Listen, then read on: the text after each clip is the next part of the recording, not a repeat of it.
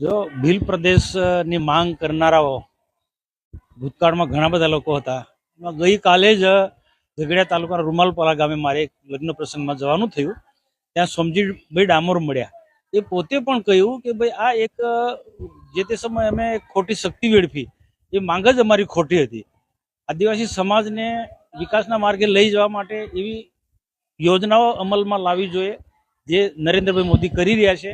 એટલે વિકાસની વાતો કરવી જોઈએ. અલગ ભીલ પ્રદેશની માંગણી એ બિલકુલ ખોટી છે અને બિલકુલ એમનો એજન્ડા જ નથી. પહેલા એજન્ડા જાહેર કરે કે અમારા ભીલ પ્રદેશમાં કયા કયા રાજ્યો હશે, એનું રાજધાની ક્યાં હશે. રાજસ્થાન વાળા કે માનગઢ અમારી રાજધાની, ભરૂચ નર્મદા વાળા કે મહારાષ્ટ્ર વાળા એમ કે અમારી કેવડિયા રાજધાની. એટલે આ એક લોકોને ગુમરાહ કરવા માટેનો આખો આ એક કાર્યક્રમ છે.